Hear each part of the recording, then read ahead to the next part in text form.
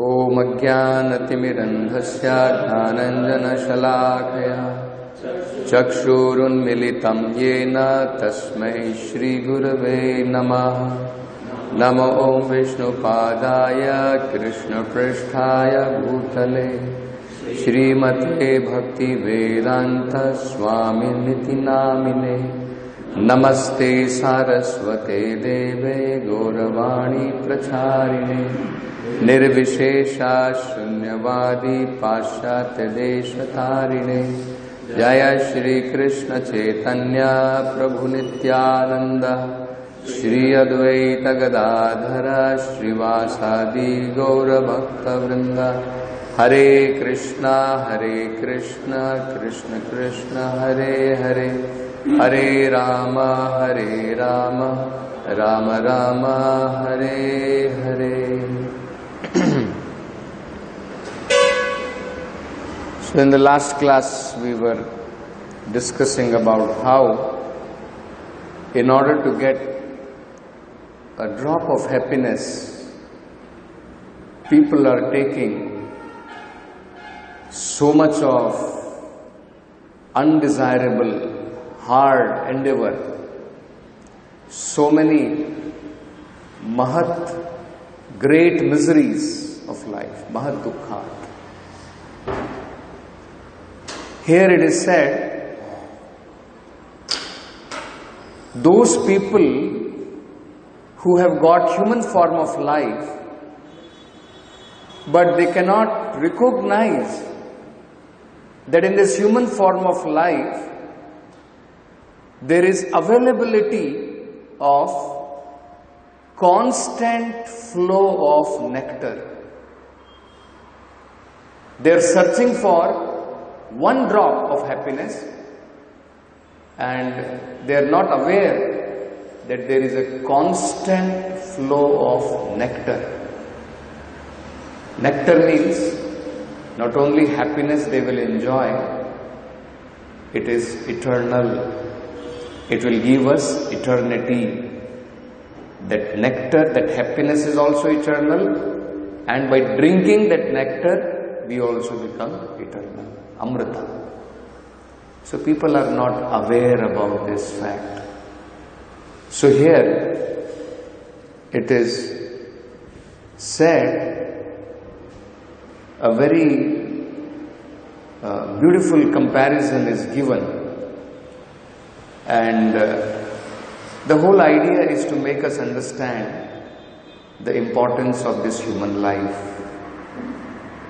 So it is said here, those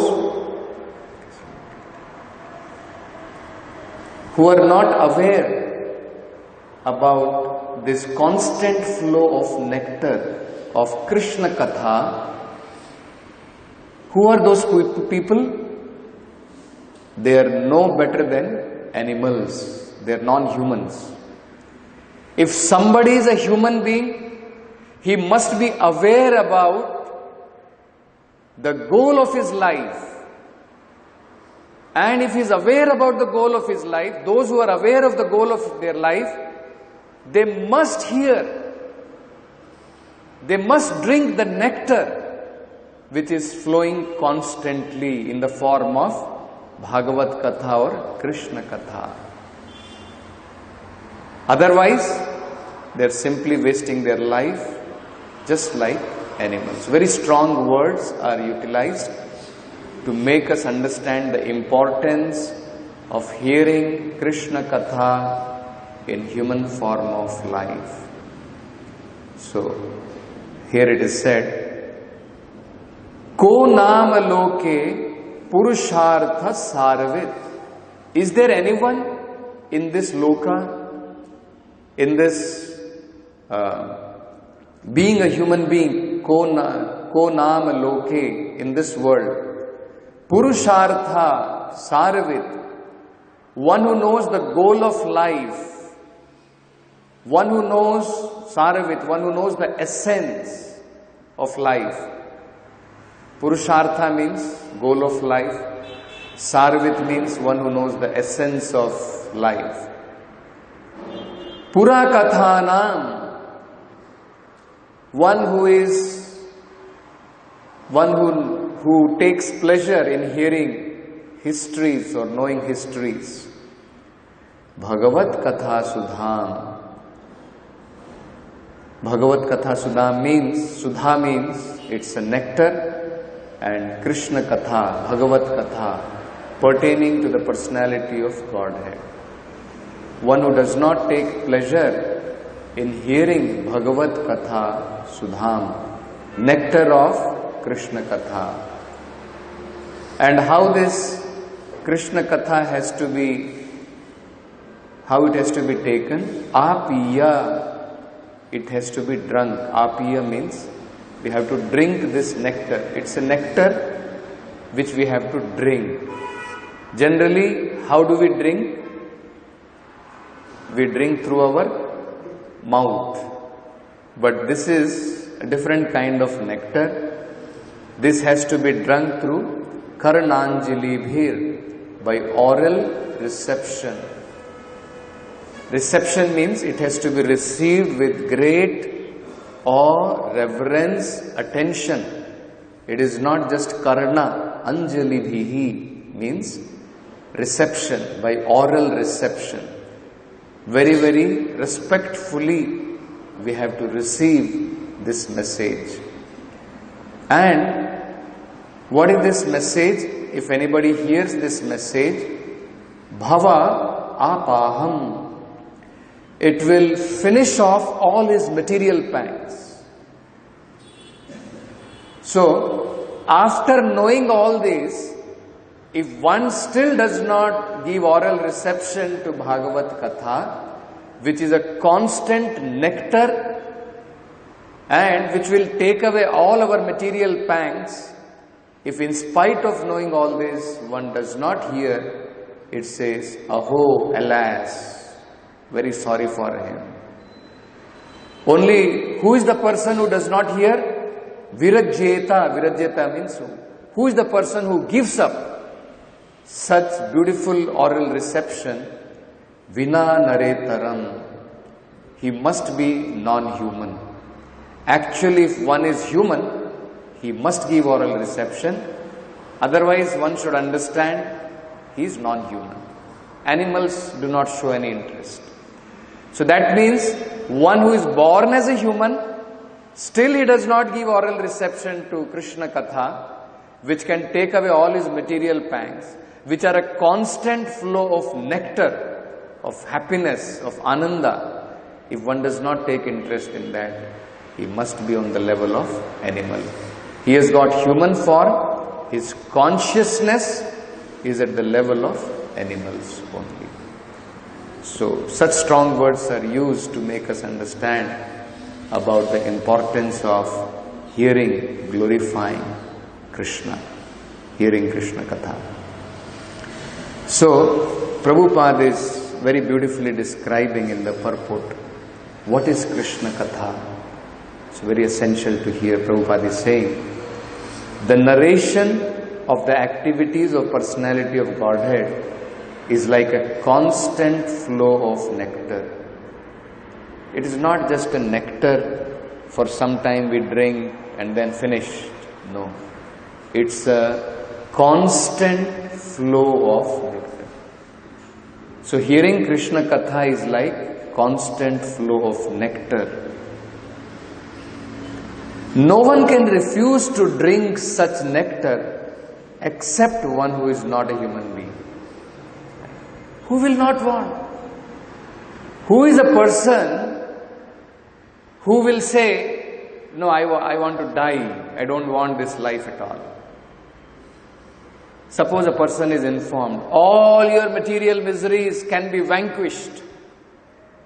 There is a possibility, all your material problems can be vanquished. And eternally you can enjoy ananda, pleasure. Who is the person who is not wanting? Because it's our nature. Nature, Prabhupada explains, nature of living entities to seek pleasure. What are we doing? Whatever activities we are doing is for seeking some pleasure. Anybody is doing activity to gain some distress in his life? Anybody is acting? No one. Rather, in two ways we are always acting. To seek pleasure and to remove distress. If there is some distress, either distressful condition is there, body is in distress, mind is in distress, we are always seeking to remove, to come out of that distress. So, Prabhupada says, these two endeavors are always continuing in the living entity. To seek pleasure, and when distress comes, we want to remove distress. Isn't it? Every living entity, whether it is human being, whether it is animal, everyone is struggling for this. To gain some pleasure and to come out of distress. So when we know that this is our goal, and when an opportunity is given, that by Krishna Katha, you can enjoy eternal pleasure, not temporary pleasure. You see? So, I was just reading one article on Bhagavad Gita, written by one devotee. He says, if you know the prize means the gift. Just like we give for our Heritage Fest, we gave away a lot of prizes.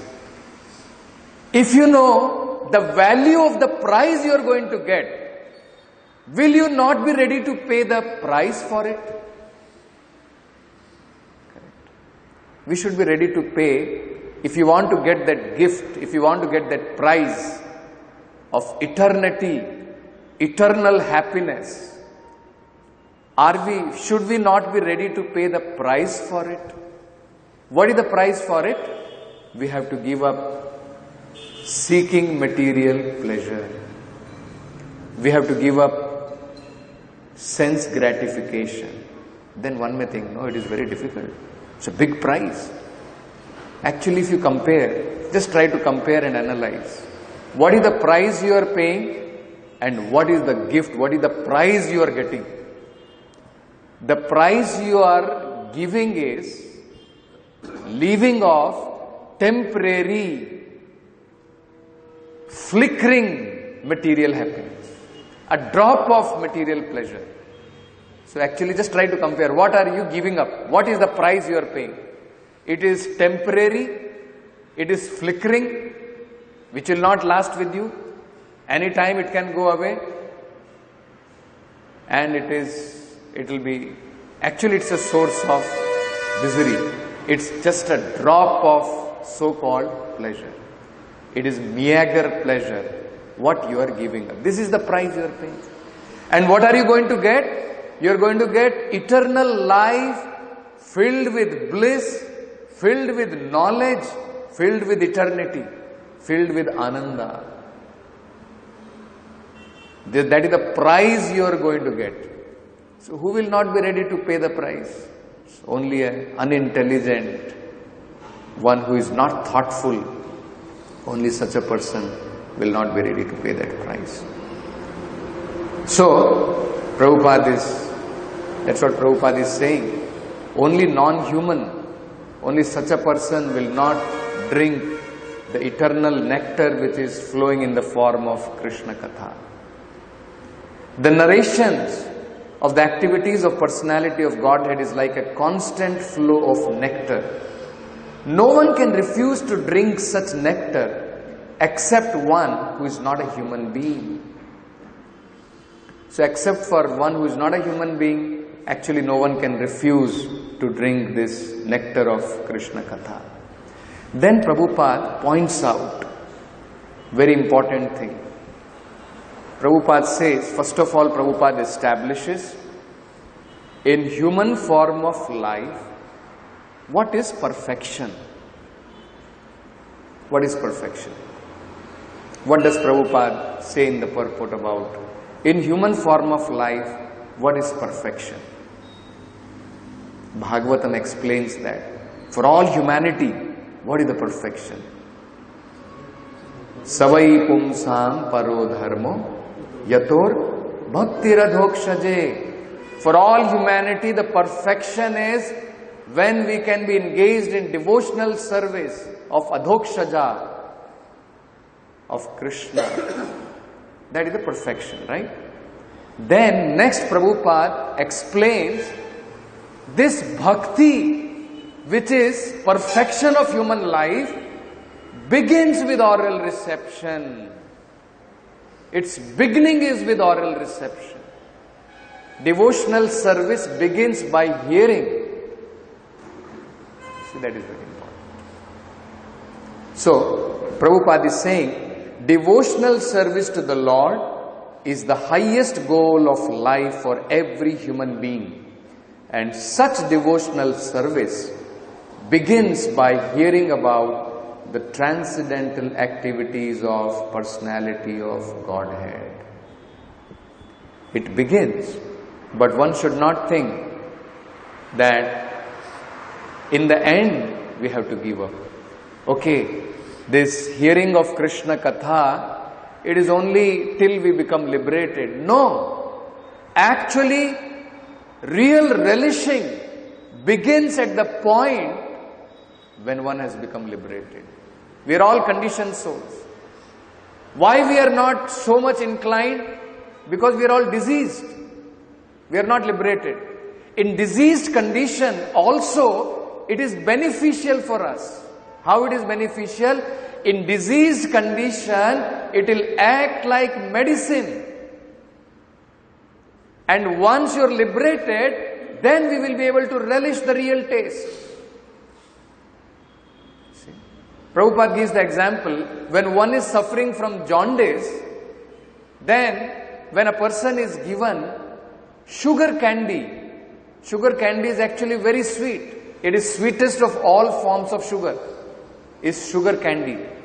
So when a person is given sugar candy, he is thinking it is bitter. He is not able to taste. Why? It is not the problem of sugar candy. It is the problem with the person because he is diseased. So Krishna Katha actually is very relishable. But we are in diseased condition of life. But Lord has very mercifully made it in such a way, Krishna Katha is so potent, that even in our conditional life, it will act like medicine. You see, it acts like medicine. So what happens when we constantly take this medicine, even if we don't like, if we constantly take that medicine, that disease will go away.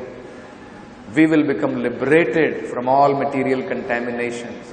And when we become liberated from material contamination, then we will be able to relish Krishna Katha. Now for 1 hour itself it becomes difficult for us. When the class is going to end, we will be all thinking. But imagine the position of the great sages. 7 days continuously with Parikshit Maharaj, they are sitting and hearing Bhagavad Katha, not bothered about eating, not bothered about sleeping, not bothered even about drinking. Why? Because they are drinking the nectar flowing from the mouth of Shukadeva Goswami. And later on, all the great sages, headed by Shaunaka Rishi, they are hearing from Suta Goswami. You see? Why? They are all liberated souls, liberated personality. They are actually relishing. What are we relishing? We are not able to relish because so much of contamination is there. Isn't it? So, Prabhupada is saying here, devotional service to the Lord is the highest goal of life for every human being. And such devotional service begins by hearing about the transcendental activities of the personality of Godhead. So when we hear, it acts like a medicine, and once our disease is over, that is the point when we relish Srimad Bhagavatam. That is how actually Prabhupada explains we should gradually hear Srimad Bhagavatam. The subject matter is so beautifully arranged by Veda Vyas. Actually, how Veda Vyas has arranged it is in the way how Shukadeva Goswami has spoken. So Shukadeva Goswami is considered to be expert reciter of Srimad Bhagavatam. Expert is not in the terms of being a professional reciter. No. Prabhupada explains the word shuka is not exactly, we should not misunderstand. Shuka is meant, generally, it is compared to the parrot. Parrot is considered which can repeat, just as it has heard, as it has learnt. Prabhupada explains, actually Shukadev Goswami is compared to the parrot, not for his ability to just verbatim repeat as he has heard, but he is compared to the parrot as he has heard and as he has assimilated and then present as it can be taken by the people, as it can be valuable to all class of society, all class of human beings. So Srimad Bhagavatam is arranged so beautifully by Shukadev Goswami that all class of human being, anyone can hear and benefit from Srimad Bhagavatam. So Prabhupada explains the glories of Srimad Bhagavatam very beautifully. That actually by itself Srimad Bhagavatam is a mature fruit. It's a ripened fruit of Vedic tree. If the Vedas is compared to Nigama Kalpataror Galitam Phalam, so Srimad Bhagavatam, the Krishna Katha which is available in Srimad Bhagavatam, it is the most ripened fruit of Vedic tree. Nigama means Vedas. What are Vedas compared to? Kalpataror. They are compared to desire tree. Prabhupada explains what is the meaning of desire tree. Prabhupada very nicely explains. He says, from one tree, if it is giving you mango, and if you ask the tree, I don't want mango, now I want samosas, can the tree supply you? It's not possible. One tree cannot supply you samosa. But Kalpataror means it can supply you anything you want. Why Vedas are compared to Kalpataru is, actually in Vedas, anything, whatever you want, everything is available. If you want sense gratification, that is also available. Whatever you want from the Vedic literature, it is available. And in the tree, what is the most essential element? Is the fruit of the tree. We recognize a tree by its fruit, right? We say mango tree, pineapple tree, banana tree. We don't say yellow tree, green tree, red tree. We don't recognize. Why? Because fruit is the essence of the tree. So, Bhagavatam is the ripened fruit of the tree. Prabhupada explains this also very beautifully. Prabhupada says, sometimes what people do? People take kacha fruit and artificially they ripen it. It's a trend we see when Alfonso mangoes, what it is called in local language, Alfonso mangoes, apus. When apus, mango grows, the farmers are little greedy. So what do? They want, earlier itself, so that demand they want to create at that time. When Alfonso mangoes have not, the season is not there still of their ripening. But people are waiting. So they wait for eagerness of the people, and if I can ripen it somehow or other and sell it at huge price. That is their idea. So what do? They pluck unripened mangoes and artificially using chemicals they ripen it. But actually, any of us, if we taste that, the taste is not so good. Some taste is there, but it is not actually the taste of a ripened mango. It looks like ripened, but that is not the taste of a ripened mango. So, real ripening happens on the tree. So, Prabhupada says, if we take ripened mango, ripened fruit from the tree, that taste is different. So, that is very sweet taste.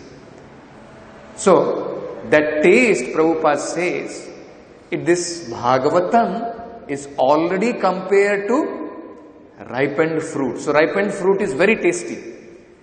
Further, the taste has increased. The taste has increased in, generally, according to the Vedic scripture, when a fruit is tasted by parrot, it becomes more tastier. So Prabhupada says, the Bhagavatam was already very tasty, being a ripened fruit, and then it has become very much tastier when it was spoken by Shukadeva Goswami. You see, so that is the value of Srimad Bhagavatam. And Prabhupada says, what is the kind of taste? This taste has to be drunk. So, it's a very beautiful shloka in Srimad Bhagavatam, right in the very beginning. So there it says, Nigamah kalpataror galitam phalam. It's a galitam phalam. It's a ripened fruit. It is very, very tasty. And then how the taste has increased? Shukha mukhad. When it has come out from the mukha of Shukadeva Goswami, Amrita Dravya Samyutam. The taste has become very, very nectarian.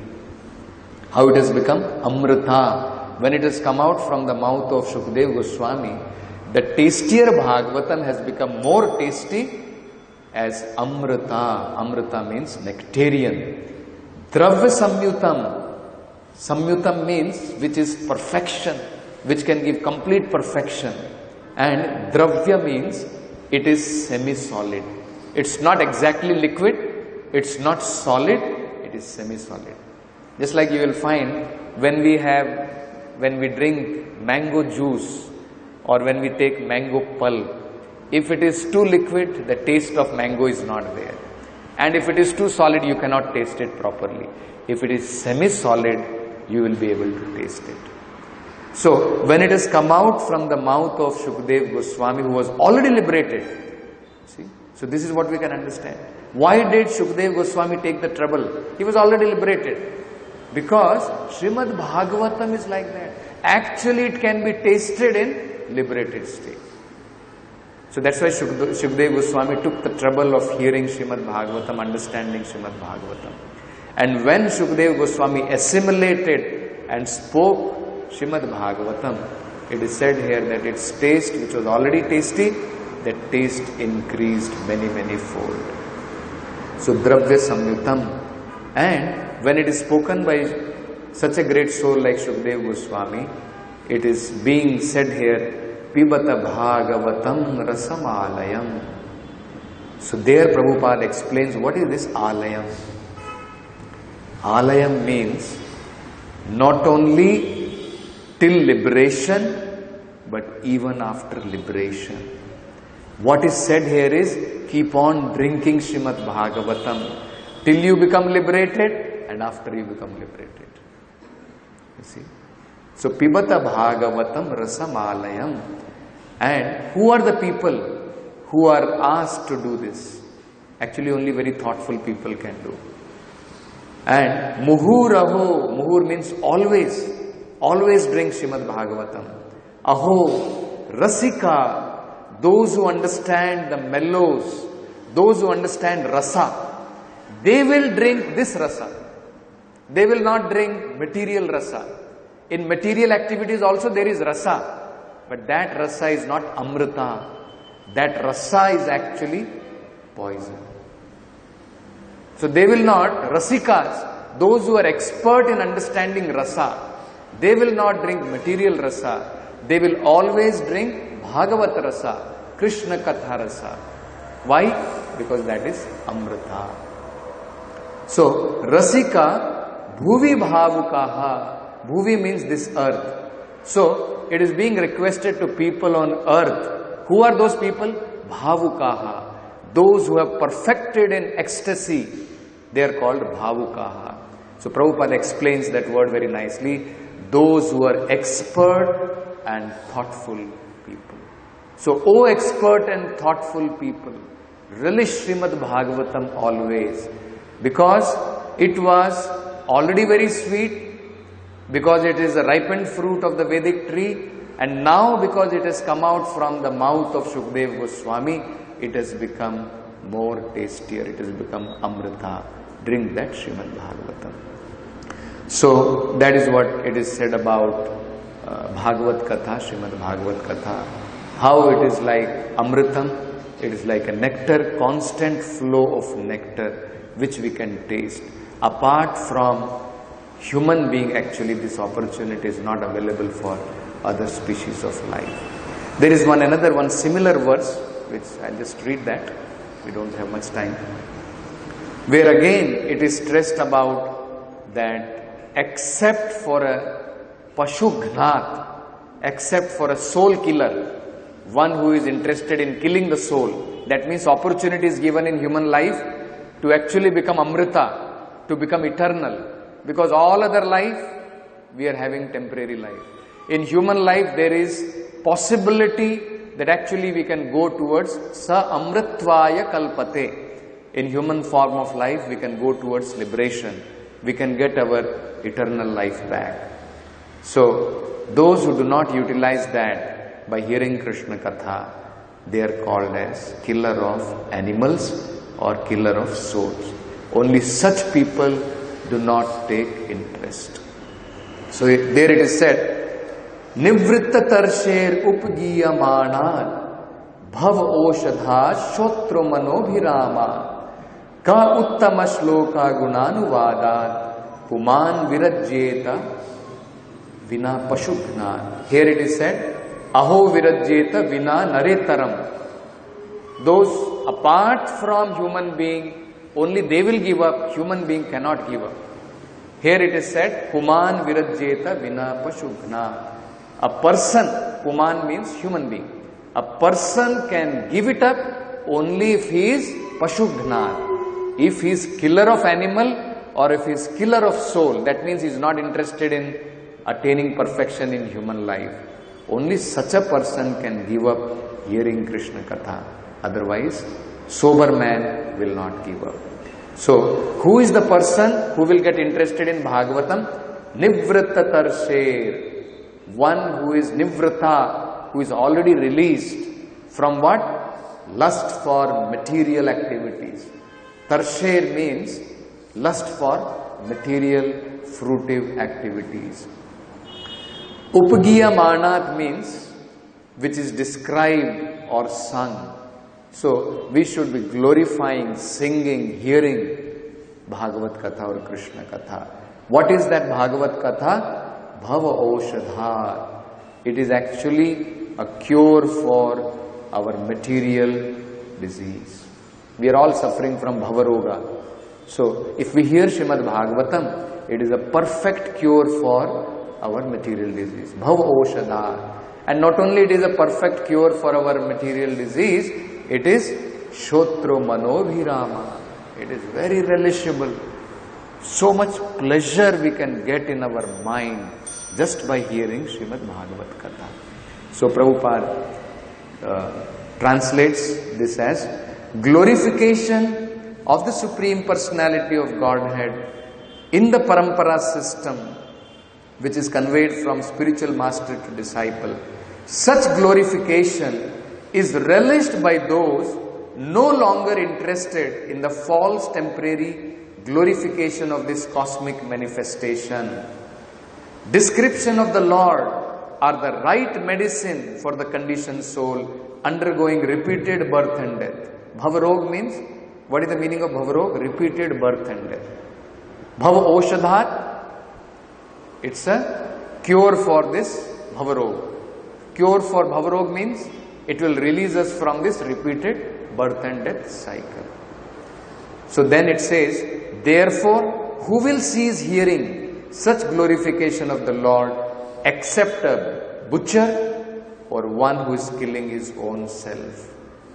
Killing our own self means drinking poison in human life by not understanding the value of human life and trying to get perfection. So, this is what is said about Krishna Katha or Srimad Bhagavatam, and Prabhupada is saying, therefore, one who is serious about eliminating material existence must chant and hear of the transcendental activities of Personality of Godhead, otherwise one must be compared to non-humans. Srimad Bhagavatam ki jai, Srimad Prabhupada ki jai.